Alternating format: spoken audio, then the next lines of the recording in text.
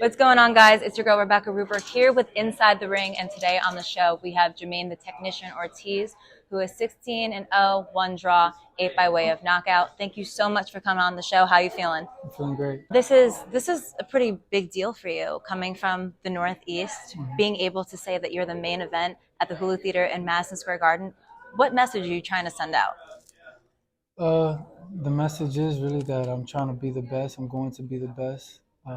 Creating legendary status for myself, going down into the history books of boxing. I'm just trying to be the best that I can be in the sport.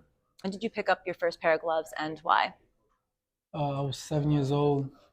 I was fighting a lot right after school and stuff where I lived. And my mom signed me up to the Boys and Girls Club, and that became a safe haven for me. So that's kind of where it all started. Was there a moment in your amateur career where you realized this is what I'm meant to do? I'm meant to go pro? To be honest, the professional thoughts didn't come until I turned pro. It was always like I was always looking towards an Olympic gold medal, the Olympics. But I knew I was going to be boxing for a very long time, around like 14, 15, when I started dropping other things. And my father came to try to pick me up to move to Florida. I'm like, nah, I got to stay here. This is where the gym is at. First time I ever saw you fight was against Joseph Adorno. And watching that fight, I instantly became a fan. And to see, if you look at your resume and just seeing the constant improvement and you leveling up, you're not one of those fighters that's just like, I'm going to cherry pick who I want to pick. Like, you literally will fight anybody. You go from Joseph Adorno, where you get the draw, then you go to Jamel Herring, where you take the win, and now you're going to be fighting the legendary Lomachenko. What is one piece of advice that you have for anyone, not even just young fighters, that want to pursue big dreams but feel like it's just not in their cards?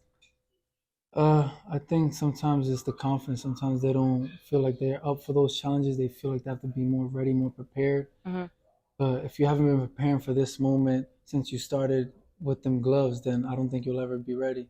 No, where'd you get the nickname Technician from?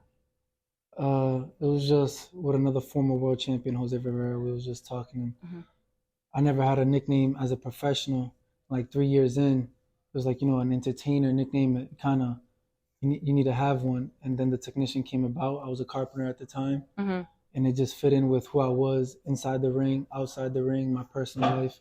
The Technician made sense. Now, I have to go back to the Joseph Adorno fight because that's how I discovered you. And I've always wanted to ask you this. Is there ever a rematch in the future, or you kind of gone past that at this point? I've gone past that. Joseph Adorno, I don't think if he's relevant right now. I'm looking to be undisputed right after this fight, and I don't know where he's at. So unless he got some titles and something to bring to the table, I'm looking past that and looking to become legend. So looking back on your fight against Jamel Herring, what were some improvements that you brought into your fight camp leading to this fight against Lomachenko?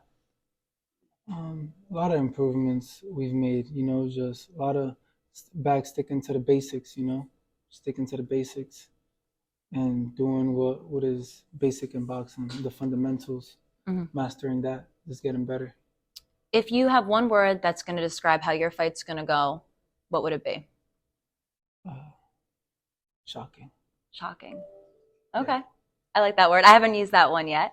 All right. So now, real quick, we're going to do a little segment I have on my show called Unboxing the Boxer. So pretty much I have a bunch of random personal questions. You pull one out, you read it, and you answer it.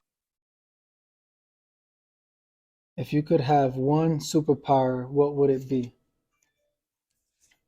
To teleport, because I hate traffic. Spoken like a true Northeasterner. All right. Who is one celebrity you would like to sit down and have dinner with? Hedge fund manager Ray Dalio, hedge fund manager. Who is your role model? Not really had a role model growing up. I would say it was always been Jesus. Jesus Christ was always my role model and who I always tried to imitate myself after. So I'll say Jesus Christ. Shout out to my sponsors, Royal Med Spa, IV, down in Shrewsbury, Mass. They have all that you need when it comes to beauty supplies and IV and hydration. BetMGM, shout out to them, my official sportsbook betting partner.